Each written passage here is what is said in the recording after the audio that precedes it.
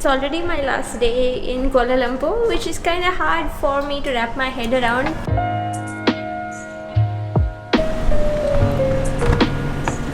Magali, yeah? Yes.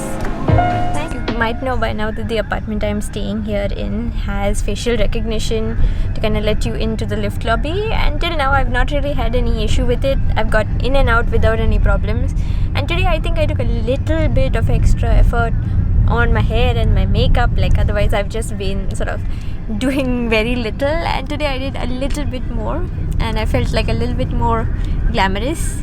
Facial recognition did not recognize me. I tried spectacles on, off, I tried moving my hair, I tried doing different poses, and nothing worked. It just did not recognize me, and the security had to come to my rescue. So it being my last day, I don't have a really big agenda for today. I feel like I've achieved most of what I wanted to for this vacation. So I'm heading to like Petronas now. Maybe just take some pictures, take it all in. I've been there once already, and then I've also seen it from my bus tour yesterday, but I'm just gonna go. It seems like a nice thing to do on the last day, and it's just like 2 kilometers away from me. Got a grab, heading there, and then I'll just visit a couple more spots, probably on foot. I think it's gonna be a very, very chill last day.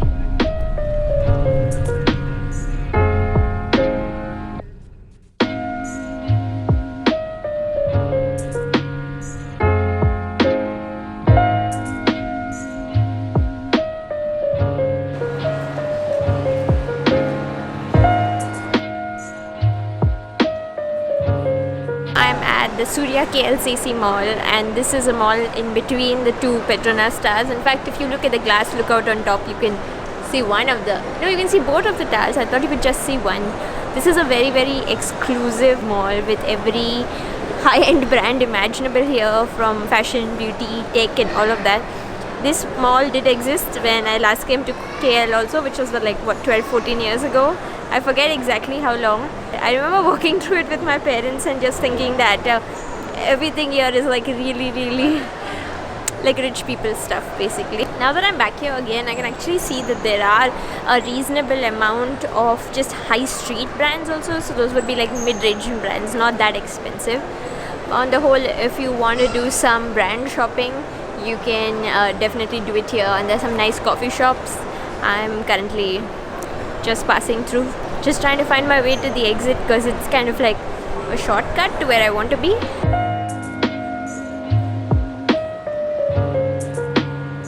This section of the mall behind me does remind me of my time at Genting Highland just a few days ago. Even their indoor theme park and mall area does look like this and is pretty large and does have some high-end brands as well.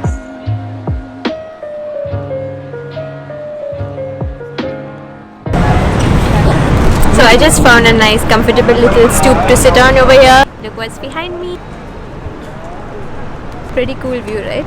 The Petronas Twin Towers were once the tallest building in the world. They're not anymore. I mean, they're a modern structure made of steel, but they're still very, very pretty.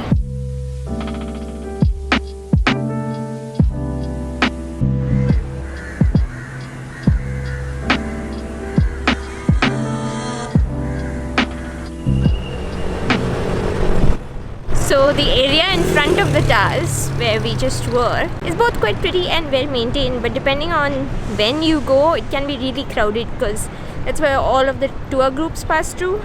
On most days, towards afternoon, evening, it starts getting crowded, and if you're there during the weekend, oh lord. KLCC stands for Kuala Lumpur City Centre, and it's this whole like planned urban area in the middle of Kuala Lumpur.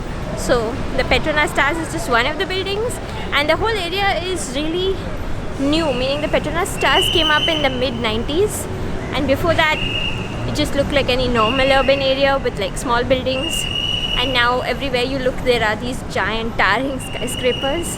There's a KLCC Park just behind the Petronas, so that's where we're heading right now. Thought I lost my way for a second, but no, we're here. You can access it from one of the entrances or exits of the Suria KLCC mall, but if you're confused about exactly how to get out here, you can always just step out of the mall and walk around the building. Having Google Maps is also a boon.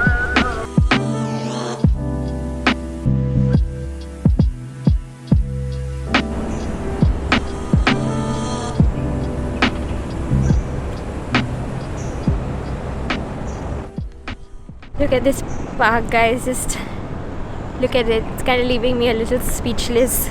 Coming from a place like Mumbai, we don't even have any concept of parks like this or green spaces in the city. So even though the city is now pretty like much a concrete jungle, KLCC area, they have this beautiful park. It's so green, like you can literally feel like the whole air changing when you enter in here. So much cooler, you can hear birds and insects, and it's just so lovely. Seems like every major city in the world has got something like this. There's proper greenery, there's an ecosystem, it's got its own little wildlife, and you can jog and hike and do whatever you want. It's pretty freaking amazing. We don't have anything close to it in Mumbai.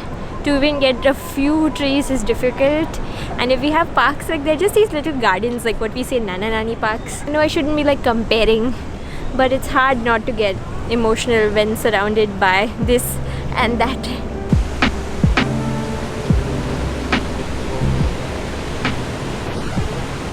It's very cloudy and very grey, so that's not ideal, but whatever, it's very peaceful. It's quite a lot emptier than when I last came here, but there are still people, so it's not like lonely. A lot of people just going for walks, jogs, and then there are a lot of tourists like me trying to get good vantage points of photos.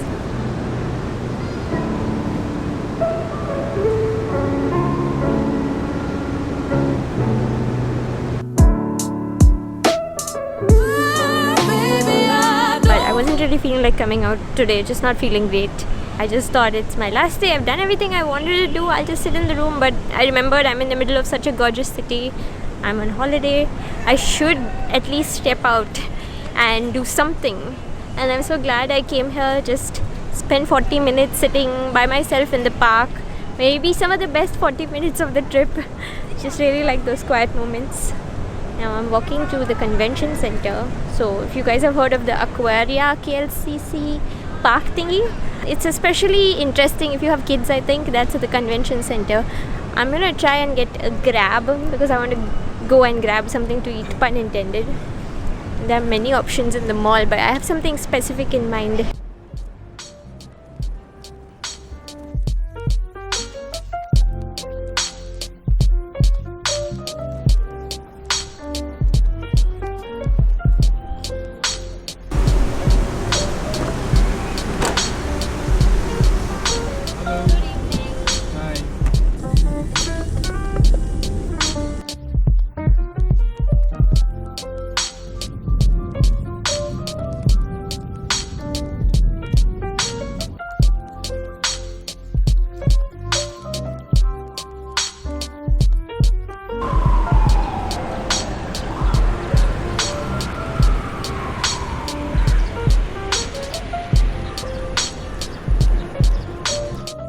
So I made it to this really cute cul-de-sac on this road called Jalan Robertson. Like Jalan literally means road or street, and because the mall and building behind me is called Robertson, that's why they've named the street after it. Now I'm here on the suggestion of one of you guys. Jagrati suggested this place, and on my last day here I really wanted to come. I didn't make it to every place that I wanted to come to, but here I did want to come. There's this cute church right beside me called St. Anthony's Church. It really looks very pretty. Her main suggestion of course was to check out this restaurant nearby called Kedai Mamik Hussein. So that's where I'm heading right now, and I haven't really eaten a proper lunch today, so I'm super hungry. It's going to be fun.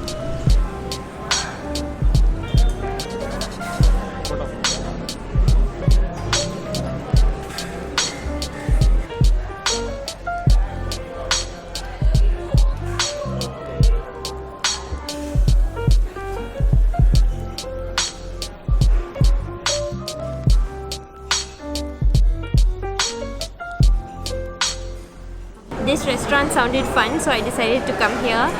The atmosphere when I entered in only was really warm, because in Malaysia I found compared to India, the service is efficient, but it can be a little bit more cold. There is definitely a certain bit of that warmth that's missing, but when they saw me only, they pretty much recognized that I'm an Indian. Few of the people working here came and talked to me, and they were asking me where I was from, and they were really proudly telling me that they are all Indian origin, so that felt really nice.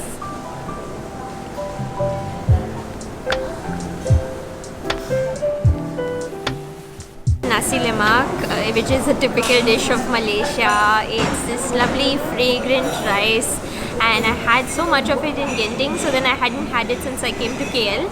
I got the ayam version, ayam meaning chicken. You could also get a squid version. So they've served it to me with one chicken leg. There's some chili curry on the side, which reminds me very much of our Goan reshad curry. For my drink, I got teh tarik, which is the traditional form of tea that you get in Malaysia, and it's also been heavily influenced by Indian immigrants. But I got it iced because it's hot outside, and it tastes really interesting. It tastes nice. I'm liking it. It reminds me a lot of the Thai milk tea also that you get, that's really common in Bangkok and other places in Thailand. Also, I really love how the fried egg on top of my nasi lemak has a little bit of jiggliness to the yolk. That's my favorite texture. It can be messy, but it's the best taste.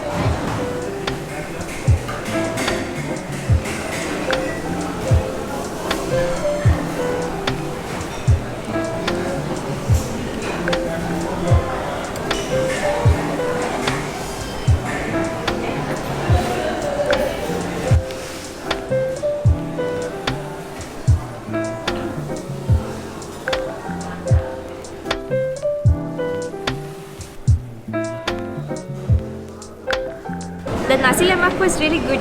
I really like that the spicy curry section is separate, so that if you're not really into too much spice, you can mix it as per your preference. I'm always that person who thinks I can handle more spice than I actually can, and halfway through the meal, my nose is running, I'm coughing, I'm almost crying. So I got myself a second drink. I wanted to try something different, so I got this iced Milo. I'm crushing on everything Milo here because it was a part of my childhood. That is really good. So even when you get an iced drink here, they do make it hot and then they add ice to it, which is not bad really. But if you sip from the bottom, it's still pretty warm, and then if you sip from the top, it's pretty cool. Very good meal. Very nice experience. Loved it. Everyone was so nice. 10 on 10 would recommend. Thank you Jagriti for the recommendation to me. I definitely over it.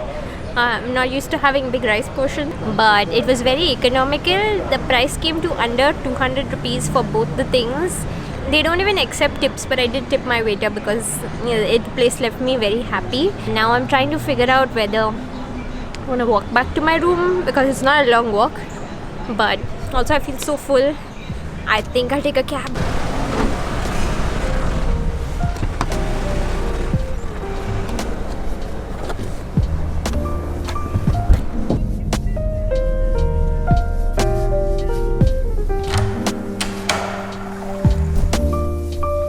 Packing has been a struggle, but I'm pretty much all done and ready to step out of my room. Gasping from that packing. That packing was a workout. It's been great. Malaysia 2019. Hopefully I'll be back in this beautiful country soon. Now I'm on my way to the airport. Bye.